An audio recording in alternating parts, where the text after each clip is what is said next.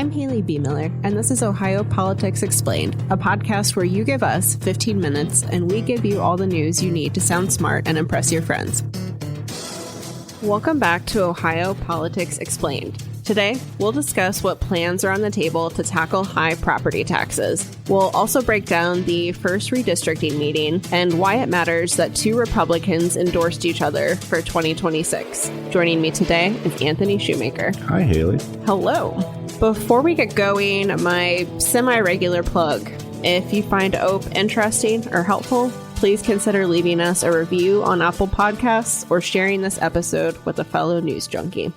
Our first topic is property taxes, the song that never seems to end. Lawmakers are returning to Columbus and have this issue at the top of their agenda for the fall. The House is working on a bill that would tie tax hikes to inflation, and Republicans want to override Governor Mike DeWine's budget vetoes. Remind us what DeWine struck down in the budget related to property taxes and what his logic was.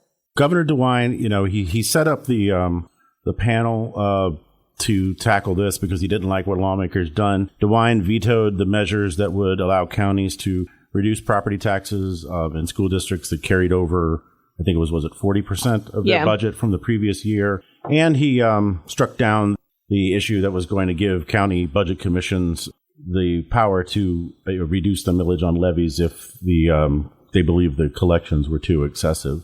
And then he also vetoed the 20 mil floor issue, which guarantees certain amounts of money for school districts. Yeah, and his basic feeling as he did this and he announced this tax working group was that he thought all of these changes at once would hurt school districts, make it harder for them to, fund services and things like that. But Republicans were pretty mad, and House came back in July to override one of the vetoes dealing with replacement and emergency levies, but they don't feel like the work is done yet, and they want to kind of finish what they started. Yeah, and Matt Huffman says that they're going to take up more overrides this fall.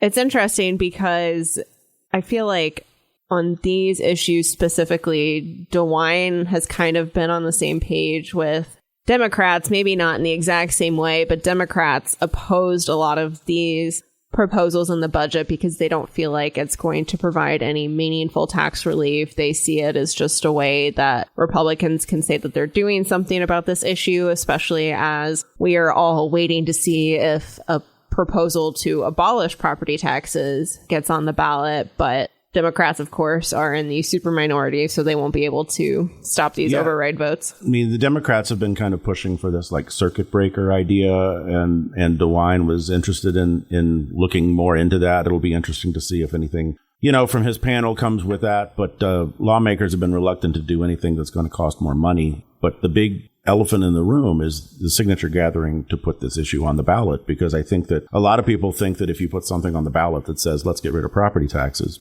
the average Ohioan might vote for it. Right. And it's worth noting that whether they get on the ballot, it's a big if at this point. As we all know, it's really hard to put proposed amendments on the ballot. And this organization is grassroots in the truest sense. They don't have, well-funded organizations backing them. So it's an even heavier lift. I think there's some uncertainty about whether they're going to be able to navigate this process successfully, but they've been collecting signatures for a while now and have until July next year, I think, to get what they need. So we'll see. Yeah, I mean, it's the kind of issue where, if you're kind of, you hate to say this because that property taxes, fund so many services. But if you're at a festival or you're somewhere and someone comes up to you with a clipboard and says, we're putting an issue on the ballot to get rid of property taxes, a lot of people will just that's simple and be like, okay, sure, that sounds great. And you mentioned not worrying about the details. Right. And you mentioned DeWine's working group. They have to issue recommendations by September 30th. So that is just around the corner. But both Republicans and Democrats in the legislature aren't too optimistic about this. I think everyone is a little skeptical of the process and feels like this is just going to produce more of the same ideas. Yeah. And, it's it might be something that's kind of in the middle and it's not going far enough for Republicans, but it's going too far for Democrats.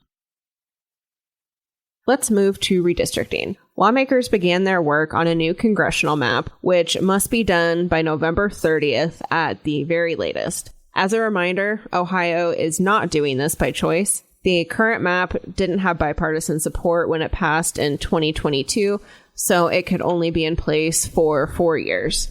What map proposals have we seen so far? Well, we saw the proposal from Democrats, which is pretty much dead on arrival because it's an 8-7 map. The current map right now is 10-5. I don't think anybody thinks the Republicans are going to be willing to give up more seats. If anything, they're probably going to be looking to add seats to their column.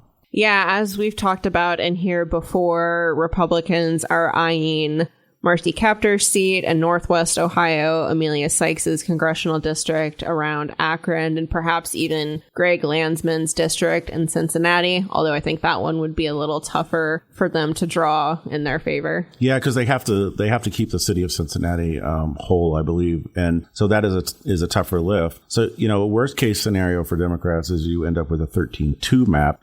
I think more likelihood you end up with a 12-3 map. And Senate President Rob McCauley said this week that Republicans have not produced a map yet. We at least have not seen one publicly, but Democrats are frustrated already with the process because there are technically 2 deadlines before the November 30th deadline, the first being September 30th. Not going to hit that one. No, because for lawmakers to enact a map by September 30th, it would have to be bipartisan. Same with if they wanted to punt to the October deadline, that would also have to be a bipartisan vote. By the time we get to November, Republicans can just pass a map on their own. That would, again, only last for 4 years. And Democrats are worried that that's what's going to happen, especially since Republicans control every step of this process. Yeah, I mean, the Republicans have all the cards, really. The final deadline is November 30th. You're in the holidays, nobody's paying attention, and the map just comes in time for the upcoming primary election. I mean, I think that's what Democrats are afraid of. We'll end today with the 2026 races for governor and Senate. Vivek Ramaswamy and Senator John Husted held a joint campaign event this week and announced they would endorse each other. This was not a big shock. So why was this so important for Republicans? Well, I think that, it's an early show of unity between Husted and Ramaswamy. The paths are cleared for both pretty much. Lieutenant Governor Trussell announced that he's not going to get into the governor race. Husted doesn't really have any opposition on the Senate race. And you've got this cloud out there with Democrats about, we know what Sherrod Brown's doing now, but we still don't know about Tim Ryan. He's supposed to make a decision by September 30th whether to get into the governor race. So it's an opportunity for Republicans to kind of show we're united, we're together. Democrats still haven't nailed down everything yet. Especially since in past elections, Republicans had some very messy primaries, yes, especially. They want to avoid those. Right. And during this event, Husted made some other news. He was talking to reporters afterward and said that the apparent threat made by FCC Chairman Brendan Carr over Jimmy Kimmel was inappropriate and intimidating. Kimmel returned to air this week after Disney temporarily suspended the show following Carr's comments. Did Husted's response surprise you at all? Not really. I mean, he made a joke where he was like, Kimmel was canceled because he wasn't funny. That was kind of humorous. But, some Republicans have taken that, have come out against Carr. Ted Cruz did, several others on the free speech angle. Because, it's kind of like, if you've got a Republican president now who's doing this to liberal comedians, well, what could happen when you have a Democratic president back at some point in the future? So I think they're thinking that way. Yeah, and Husted, said that he believes in free speech, even if the comments made by a person are inappropriate, which he thinks Kimmel's comments were, but, defended his right to say that on TV. Yeah, and, Disney has put Kimmel back on the air, but a lot of the affiliates are still preempting his show. I think like 20% of the stations across the country still didn't air it when it came back on, including some here in Ohio. And one more thing before you go. The Buckeye could soon become Ohio's state candy. Senator Bill DeMora introduced a bill to make it happen, saying it reflects our culinary heritage and traditions.